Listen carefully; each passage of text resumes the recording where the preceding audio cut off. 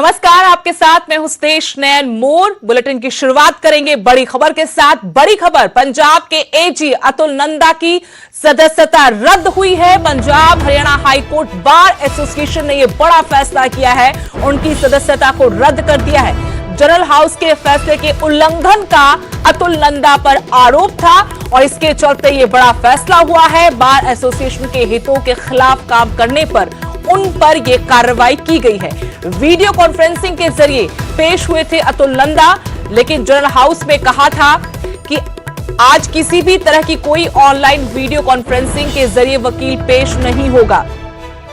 इस बड़ी खबर पर और जानकारी के साथ मेरे सहयोगी उमेश शर्मा फोन लाइन जुड़े हैं।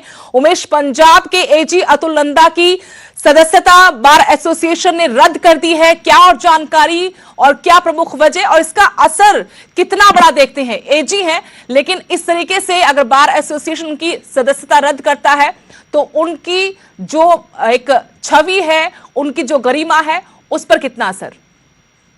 देखिए सुदेश, यहाँ पर दो बातें बड़ी। एसोसिएशन के अंदर चाहे वो एडवोकेट हो, चाहे वकील हो या लॉ ऑफिसर हो, कोई भी हो, वो बार एसोसिएशन का मेंबर होता है। जिस तरह से अतुल नंदा मेंबर है, उसी तरह से हरियाणा के एडवोकेट जनरल जो है वो भी मेंबर है। यानी कि बार एसोसिएशन एक संस्था है पूरे वकीलों की। मसला था फिजिकल हियरिंग शुरू करने की डिमांड पिछले काफी समय से, 2-3 महीने से बार एसोसिएशन के पदाधिकारी मांग कर रहे थे और उसी के चलते आज कॉल भी की गई थी कि फिजिकल हियरिंग शुरू करने की डिमांड है, सभी वकील आकर साइड पर बैठे। लेकिन आज अतुल नंदा जो है किसी एक केस में जो पेश हुए, वो भी जो वीसी यानी कि जो कॉन्फ्रेंसिंग होती है उसके जरिए, क्योंकि कोर्ट अभी खुले नहीं है। तो बार एसोसिएशन की आज मीटिंग हुई, उसमें जो फैसला लिया गया कि अतुल नंदा के अलावा जो और 2-3 एडवोकेट जो पेश हुए जहां के, उनकी भी सदस्यता रद्द की गई है। लेकिन इसी बीच एक और मैं आपको अपडेट दे दूं सुदेश, कि अतुल नंदा की तरफ से एक लेटर जारी कर दिया गया है न्यूज 18 पंजाब पर, हरियाणा, पंजाब, हिमाचल पर। आपको एक और जानकारी, जिसमें उन्होंने 30 जनवरी का एक लेटर लिखा हुआ चीफ जस्टिस को कि पंजाब के जो लॉ ऑफिसर हैं वो फिजिकल हियरिंग करने के लिए तैयार हैं। ये एक लेटर अभी जो जारी किया गया कि पहले ही वो इस पक्ष में थे।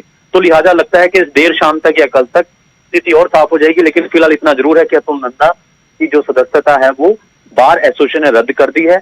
आगे सुलह के भी जो बातचीत है वो भी एक तरह से मैं कहूँ कि जारी चल रही है कि किस तरह से क्या हो, क्योंकि एडवोकेट जनरल एक बड़ी, लेकिन उमेश, कुल मिलाकर ये अनुशासनात्मक कार्रवाई हम कह सकते हैं कि आप एक सदस्य हैं किसी बॉडी के और वहां से कोई फैसला हुआ है, आप उस फैसले का सम्मान करें, उन लोगों का साथ दें, उस एसोसिएशन का साथ दें, और वो आपने जब नहीं दिया तो ये अनुशासनात्मक कार्रवाई उनके खिलाफ की गई है।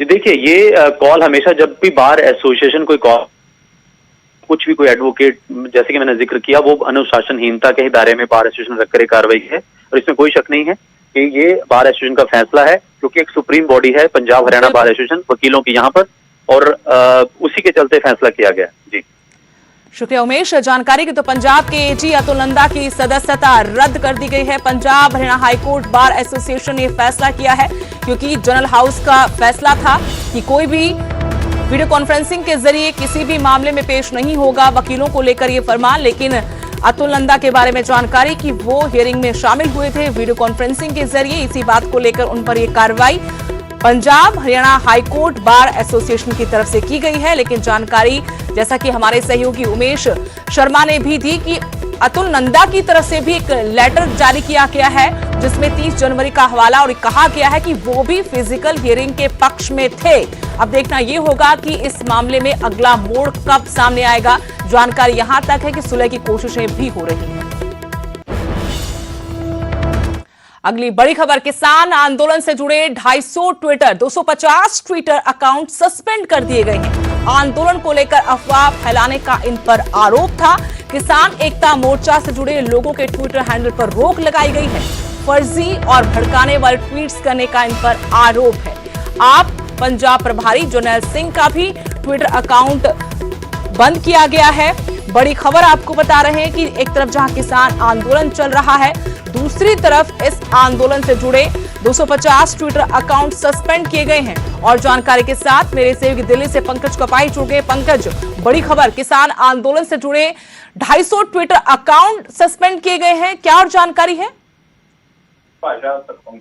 देखिए, आम आदमी पार्टी के प्रभारी हैं जनरल सिंह, उनके समेत 250 लोग ऐसे हैं जो ट्विटर पर काफी ज्यादा एक्टिव थे, जो किसान आंदोलन को लेकर कई सारी ऐसी खबरें डाल रहे थे जिस पर होम मिनिस्ट्री की नजरें थी और होम मिनिस्ट्री को ये लग रहा था कि ये माहौल बिगाड़ने की कोशिश कर रहे हैं, जिससे हिंसा जो है वो भड़क सकती है। और इसी के मद्देनजर 250 के करीब ऐसे लोग हैं जिनका ट्विटर अकाउंट जो है वो कुछ दिनों के लिए सस्पेंड कर दिया गया है। और इसमें जो खास तौर पर किसान एकता मोर्चा, जो संयुक्त किसान एकता का पेज है, उसको भी हैंडल को जो है वो सस्पेंड कर दिया गया। और इसी तरह और भी बहुत सारे जो किसानी को लेकर इस तरह की खबरें फैला रहे थे जो वेरीफाई नहीं थी, उसी के मद्देनजर ये फैसला जो है वो सरकार की तरफ से लिया गया है। जी शुक्रिया पंकज। कड़ा और बड़ा फैसला लिया गया है। किसान आंदोलन से जुड़े 250 ट्विटर अकाउंट सस्पेंड हुए हैं। आंदोलन को लेकर अफवाह फैलाने का इन पर यह आरोप था। किसान एकता मोर्चा से जुड़े लोगों का भी ट्विटर हैंडल सस्पेंड किया गया। फर्जी भड़काऊ ट्वीट करने का इन पर आरोप है। लेकिन आपको बता दें, आम आदमी पार्टी के पंजाब प्रभारी जर्नैल सिंह का भी ट्विटर अकाउंट सस्पेंड किया गया है।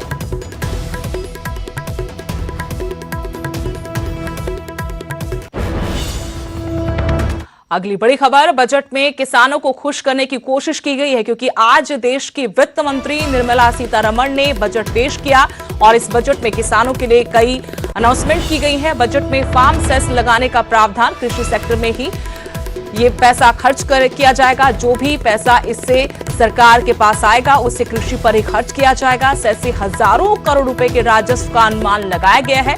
ई नाम के तहत 1000 और मंडियां जुड़ेंगी। एमएसपी पर खरीद भी जारी रहेगी।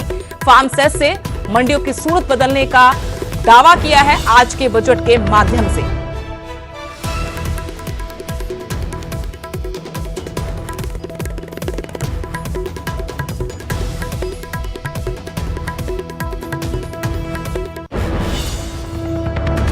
अगली बड़ी खबर, बजट में टैक्स स्लैब में कोई बदलाव नहीं हुआ है। सीनियर सिटीजन के लिए टैक्स में थोड़ी राहत जरूर। 75 साल से ज्यादा उम्र वालों को टैक्स नहीं देना होगा। कोरोना वैक्सीन के लिए 35,000 करोड़ का प्रावधान भी इस बजट में रखा गया है। बीमा क्षेत्र में 74% एफडीआई को मंजूरी दी गई है। स्टार्टअप के लिए टैक्स छूट 1 साल बढ़ी है। चुनिंदा ऑटो पार्ट्स पर ड्यूटी टैक्स बढ़कर 15% कर दिया है। एमएसपी बढ़ाकर उत्पादन लागत का 1.5 गुना कर दिया गया है। ई नाम से 1000 और मंडियां जुड़ेंगी। पेट्रोल डीजल पर कृषि सेस लगाया गया है और सरकार का ये वादा कि इससे जो पैसा आएगा वो सारा खेती पर खर्च किया जाएगा।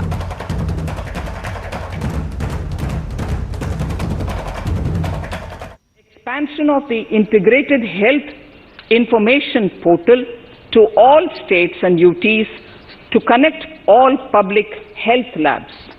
Operationalization of 17 new public health units and strengthening of 33 existing public health units at points of entry, that is at 32 airports, 11 seaports and 7 land crossings.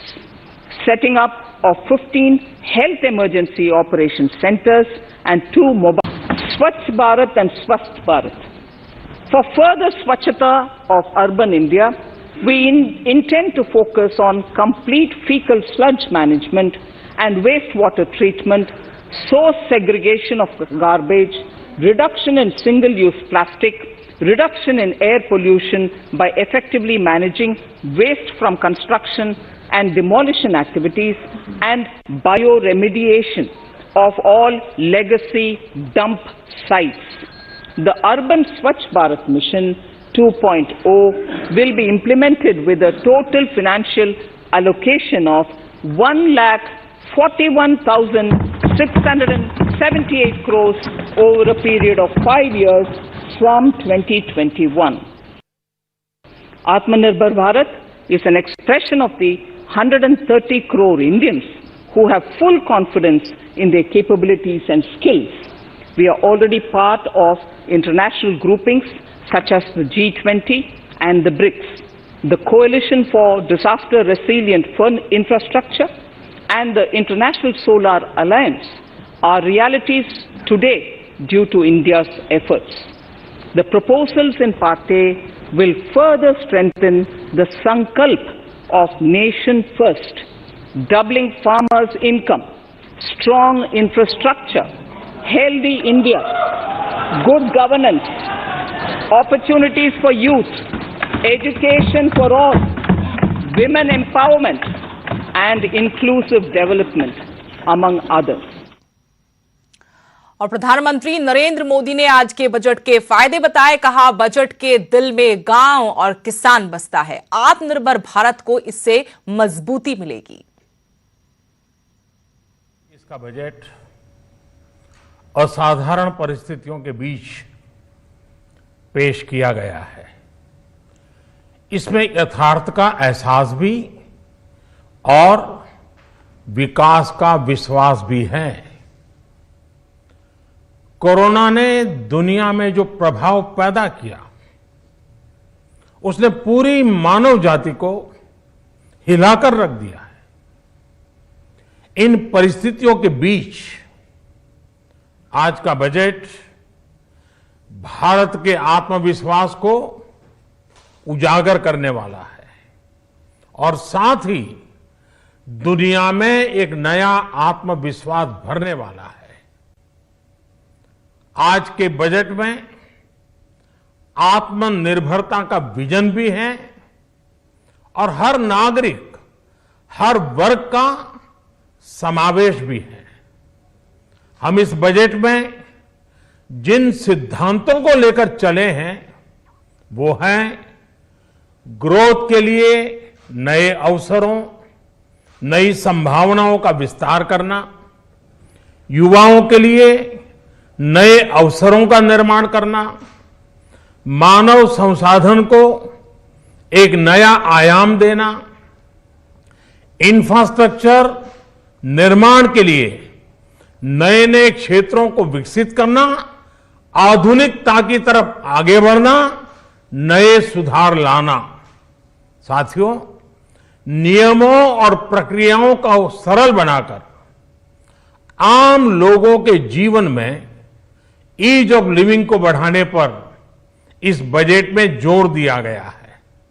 ये बजट इंडिविजुअल्स, इन्वेस्टर्स, इंडस्ट्री और साथ ही इंफ्रास्ट्रक्चर सेक्टर में बहुत सकारात्मक बदलाव लाएगा। मैं इसके लिए देश की वित्त मंत्री निर्मला जी को और उनके साथी मंत्री अनुराग जी और उनकी टीम को बहुत बहुत बधाई देता हूं। साथियों, ऐसे बजट देखने को कम ही मिलते हैं जिसमें शुरू के 1-2 घंटों में ही इतने सकारात्मक रिस्पांस आए। और वहीं मुख्यमंत्री मनोहर लाल ने भी बजट की तारीफ की। संतुलित और लोकहित बजट इसे बताया। उन्होंने कहा, इस बजट का लाभ सामान्य समाज को होगा। कृषि के लिए 75,000 करोड़ का प्रावधान किया गया है। पशुपालन और डेयरी के लिए बजट में बात हुई है। एक देश एक राशन पर विशेष फोकस है। कोरोना वैक्सीन के लिए 35,000 करोड़ का प्रावधान किया गया है। देश की आर्थिक स्थिति इससे मजबूत होगी। खुशी है इस बात की कि पिछला ये पूरा वर्ष जैसे कोविड का निकला है और जैसे पूरा अर्थतंत्र, पूरी जो आर्थिक गतिविधियां, उसके ऊपर एक बहुत बड़ी कठिनाई जो आई, उसके बावजूद भी इस वर्ष का ये जो बजट है बहुत संतुलित और बहुत लोकहित का ये बजट ये पेश किया गया है। आज हमारी वित्त मंत्री श्रीमती निर्मला सीतारमण जी ने जो बजट पेश किया है उसमें विशेष तौर पर शिक्षा, उसमें स्वास्थ्य, उसमें इंफ्रास्ट्रक्चर और उसमें जितने भी आवश्यक जितनी भी चीजें थी सामाजिक सुरक्षा के नाते भी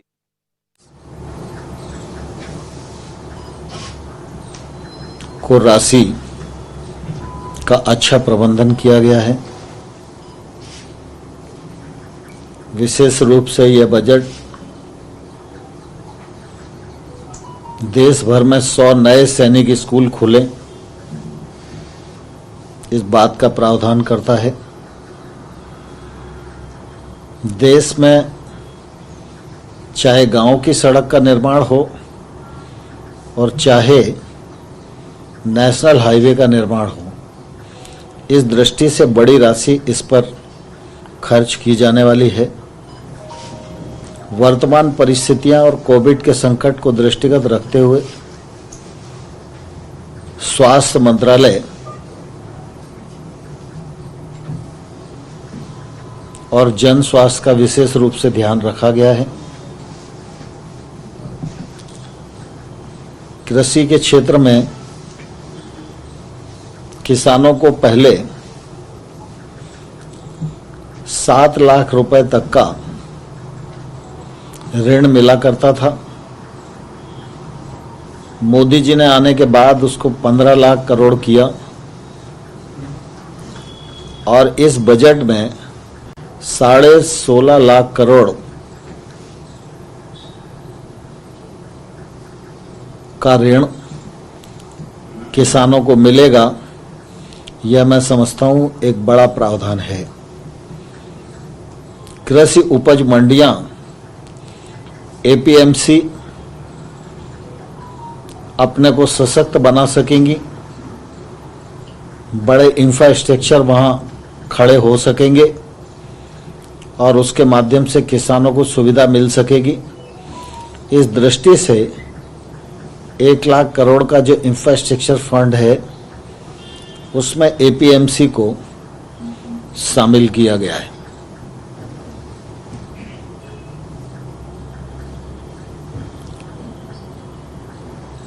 एक बहुत महत्वपूर्ण स्कीम ग्रामीण क्षेत्र में पंचायती राज मंत्रालय के माध्यम से आरंभ हुई थी। उसमें 6 राज्यों के कुछ गांवों को हम लोगों ने पायलट प्रोजेक्ट के रूप में लिया था। स्वामित्व, इस स्कीम के माध्यम से 1 लाख से अधिक ग्रामीण लोगों को उनकी मकान का मालिकाना हक प्राप्त हुआ है। अब यह स्कीम पूरे देश में लागू की जाएगी। संपूर्ण राज्य को इस स्कीम के अंतर्गत कवर किया जाएगा। यह मैं समझता हूं कि देश के लिए एक बहुत बड़ी उपलब्धि है। ग्रामीण विकास के क्षेत्र में चाहे वो आवास योजना हो, चाहे वो राष्ट्रीय आजीविका मिशन हो, चाहे अधोसंरचना की दृष्टि से ग्रामीण सड़क का विषय हो, मनरेगा हो, इन सब में बेहतर बढ़ोतरी की गई है, जिसका लाभ ग्रामीण भारत और किसान को मिलेगा।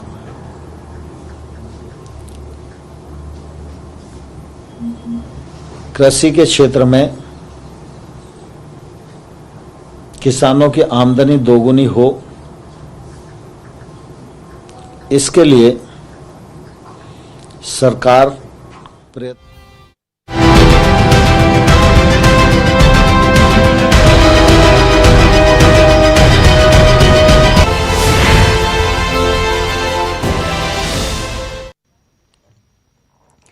ब्रेक के बाद आपका स्वागत है। बड़ी खबर आपको बता दें, आंदोलनकारी किसानों को दिल्ली में दाखिल होने से रोकने की तैयारी की जा रही है। टिकरी बॉर्डर पर लोहे की कीलें लगाई गई हैं, कंक्रीट ब्लॉक्स और बैरिकेड्स के जरिए भी रास्ते रोके गए हैं। सिंगू बॉर्डर पर भी रास्ते बंद किए जा रहे हैं। आपको तस्वीरें दिखा रहे हैं किस तरीके से जो यहां पर किसान जुटे हुए हैं। आंदोलनकारी किसान दिल्ली में दाखिल ना हो, उनको रोकने के लिए इंतजाम किए गए हैं। टिकरी बॉर्डर पर लोहे की कीलें लगाई गई हैं, कंक्रीट ब्लॉक्स और बैरिकेड्स के जरिए भी रास्तों को बंद किया गया है। सिंगू बॉर्डर पर भी कुछ इसी तरह के इंतजाम किए गए हैं रास्ते बंद करने के लिए। किसानी संघर्ष ਨੂੰ ਲੈ ਕੇ ਲਗਾਤਾਰ ਜਿਹੜੀ ਮੀਟਿੰਗਸ ਹੈ ਉਹ ਜਾਰੀ ਹੈ। ਸਿੰਘੂ ਬਾਰਡਰ ਤੇ ਅਸੀਂ ਖੜੇ ਆ ਤੇ ਇੱਥੇ ਹੁਣ ਜਿਹੜੀ ਸਿਚੁਏਸ਼ਨ ਹੈ ਪੁਲਿਸ ਤੇ ਕਿਸਾਨ ਜਿਹੜੇ ਹੈਗੇ ਉਹ ਆਮਣੇ ਸਾਹਮਣੇ, ਕਿਉਂਕਿ ਜਿਹੜਾ ਦੂਜਾ ਸਟੇਜ ਹੈ ਉੱਥੇ ਹੁਣ ਪੁਲਿਸ ਲਾ ਦਿੱਤੀ ਗਈ ਹੈ ਤੇ ਕਿਸੇ ਵੀ ਟਾਈਮ ਇਹਨਾਂ ਨੂੰ ਇੱਥੋਂ ਪੂਰਾ ਘੇਰਾ ਪਾ ਕੇ ਚੁੱਕਣ ਦੀ ਜਿਹੜੀ ਤਿਆਰੀ ਹੈ, ਕਿਉਂਕਿ 2 ਦਿਨ ਤੋਂ ਲਗਾਤਾਰ ਇੱਕ ਜਿਹੜਾ ਰਾਸਤਾ ਹੈ ਉਹ ਵੀ ਬੰਦ ਕਰਨ ਦੀ ਤਿਆਰੀ ਜਿਹੜੀ ਪੁਲਿਸ ਵੱਲੋਂ ਕੀਤੀ ਗਈ ਸੀ, ਲੇਕਿਨ ਇੱਥੇ ਕਾਫੀ ਰੋਸ਼ ਦੇਖਣ ਨੂੰ ਮਿਲਿਆ ਤੇ ਕਾਫੀ ਜਿਹੜੀ ਤਣਾਅਪੂਰਨ ਸਥਿਤੀ ਇੱਥੇ ਦੇਖਣ ਨੂੰ ਮਿਲੀ। ਅਸੀਂ ਬਿਲਕੁਲ ਬਾਰਡਰ ਤੇ ਖੜੇ ਆ ਜਿੱਥੇ ਇੱਕ ਪਾਸੇ ਪੈਰਾਮਿਲਟਰੀ ਫੋਰਸ ਤੇ ਦੂਜੇ ਪਾਸੇ ਕਿਸਾਨ ਜਿਹੜੇ ਜਥੇਬੰਦੀ ਦੇ ਜਿਹੜੇ ਯੂਥ ਹੈ ਉਹ ਇੱਥੇ ਬੈਠੇ ਨੇ। ਹਾਲਾਂਕਿ ਟਾਈਮ ਵੀ ਜਿਹੜਾ ਹੈਗਾ ਉਹ ਦਿੱਤਾ ਗਿਆ, ਪੁਲਿਸ ਵੱਲੋਂ ਕੋਸ਼ਿਸ਼ ਕੀਤੀ ਗਈ ਕਿ ਕਿਸੇ ਵੀ ਤਰ੍ਹਾਂ ਇੱਥੋਂ ਜਿਹੜਾ ਸਟੇਜ ਹੈ ਉਹ ਚੁੱਕਿਆ ਜਾਵੇ, ਲੇਕਿਨ ਜਿਹੜੇ ਕਿਸਾਨ ਜਥੇਬੰਦੀ ਦੇ ਜਿਹੜੇ ਆਗੂ ਹੈ ਉਹਨਾਂ ਦਾ ਸਾਫ਼ ਤੌਰ ਤੇ ਕਹਿਣਾ ਹੈ ਕਿ ਇੱਥੋਂ ਸਟੇਜ ਨਹੀਂ ਹਟੇਗਾ ਤੇ ਕਿਸੇ ਵੀ ਤਰ੍ਹਾਂ ਦੀ ਜੇ ਅਗਰ ਕੋਈ ਲੜਾਈ ਝਗੜਾ ਹੋਵੇ ਜਾਂ ਜਿਹੜੀ ਸਿਚੁਏਸ਼ਨ ਖਰਾਬ ਹੋਵੇ ਉਹਦੇ ਜ਼ਿੰਮੇਦਾਰ ਜਿਹੜੀ ਹੈ ਪੁਲਿਸ ਹੋਏਗੀ ਤੇ ਜਿਹੜਾ ਪ੍ਰਸ਼ਾਸਨ ਹੈ ਜਿਹੜੀ ਸਰਕਾਰ ਹੈ ਉਹ ਹੋਏਗੀ, ਜਿਹਨੂੰ ਲੈ ਕੇ ਹੁਣ ਇਹਨਾਂ ਦੀ ਗੱਲਬਾਤ ਵੀ ਚੱਲ ਰਹੀ ਹੈ ਆਫੀਸਰਸ ਨਾਲ। ਲੇਕਿਨ ਜਿਹੜਾ ਹੁਣ ਸੰਘਰਸ਼ ਹੈ ਉਹ ਕਿਤੇ ਨਾ ਕਿਤੇ ਹੁਣ ਜਿਹੜੀ ਸਿਚੁਏਸ਼ਨ ਹੈ ਉਹ ਤਣਾਅਪੂਰਨ ਜ਼ਰੂਰ ਦਿਖਦੀ ਹੈ, ਕਿਉਂਕਿ ਪੁਲਿਸ ਆਪਣੇ ਵੱਲੋਂ ਪੂਰੀ ਤਿਆਰੀ ਕਰ ਰਹੀ ਹੈ, ਬੈਰੀਕੇਟਿੰਗ ਹੋਰ बढ़ा ਦਿੱਤੀ ਗਈ ਹੈ, ਪੁਲਿਸ ਫੋਰਸ ਵੀ ਹੋਰ ਇੱਥੇ ਲਾਈ ਗਈ ਹੈ, ਖੁਦ ਜਿਹੜੇ ਪੁਲਿਸ ਅਫਸਰ ਨੇ ਉਹ ਵੀ ਇੱਥੇ ਲਗਾਤਾਰ ਮੀਟਿੰਗਸ ਕਰ ਰਹੇ ਨੇ। ਲੇਕਿਨ ਸਭ ਤੋਂ ਵੱਡਾ ਸਵਾਲ ਇਹਦੇ ਵਿੱਚ ਇਹ ਹੈ ਕਿ ਇਹ ਪੂਰਾ ਇਹ ਬੈਰੀਅਰ ਜਿਹੜਾ ਹੈ ਦੂਜੇ ਪਾਸੇ ਦਿੱਲੀ ਤੇ ਇਸ ਪਾਸੇ ਜਿਹੜੇ ਕਿਸਾਨ ਬੈਠੇ ਨੇ ਤੇ ਕਿਸਾਨ ਨੂੰ ਇੱਥੋਂ ਚੱਕਣ ਦੀ ਪੂਰੀ ਕੋਸ਼ਿਸ਼ ਕੀਤੀ ਜਾ ਰਹੀ ਹੈ, ਕਿਉਂਕਿ ਦੋ ਜਿਹੜੇ ਸਟੇਜ ਨੇ ਉਹ ਜਿਹੜਾ ਇਹ ਸਟੇਜ ਹੈ ਜਿਹੜਾ ਸ਼ਰਵਨ ਸਿੰਘ ਪੰਦੇਰ ਦਾ ਜਿਹੜਾ ਸਟੇਜ ਹੈ ਉਹਨੂੰ ਚੁੱਕਣ ਦੀ ਜਿਹੜੀ ਪੂਰੀ ਤਿਆਰੀ ਹੈ ਤੇ ਪੂਰੀ ਰਣਨੀਤੀ ਜਿਹੜੀ ਪੁਲਿਸ ਦੀ ਹੈ ਉਹ ਹੁਣ ਜਿਹੜੀ ਲਗਾਤਾਰ ਕੀਤੀ ਜਾ ਰਹੀ ਹੈ। ਹਾਲਾਂਕਿ ਕਿਸੇ ਵੀ ਟਾਈਮ ਆਪਰੇਸ਼ਨ ਜਿਹੜਾ ਹੋ ਸਕਦਾ ਹੈ, ਕਿਉਂਕਿ ਲਗਾਤਾਰ ਜਿਹੜੇ ਪੁਲਿਸ ਫੋਰਸਿਸ ਹੈ ਉਸ ਪਾਸੇ ਜਿਹੜੀ ਮੀਟਿੰਗ ਦਾ ਦੌਰ ਹੈ ਉਹ ਚੱਲਦਾ ਨਜ਼ਰ ਆ ਰਿਹਾ। ਲੇਕਿਨ ਦੂਜੇ ਪਾਸੇ ਜੇ ਆਪਾਂ ਗੱਲ ਕਰੀਏ ਤਾਂ ਇੱਥੇ ਜਿਹੜੇ ਕਿਸਾਨ ਆਗੂ ਹੈ ਨੇ, ਕਿਸਾਨ ਜਥੇਬੰਦੀ ਹੈ, ਜਿਹੜੇ ਯੂਥ ਹੈ ਉਹ ਵੀ ਤਿਆਰ ਹੈ। ਸਿੰਘੂ ਤੋਂ ਕੈਮਰਾਮੈਨ ਸੰਦੀਪ ਕੁਮਾਰ ਨਾਲ ਮਨੋਜ ਰਾਠੀ, ਨਿਊਜ਼ 18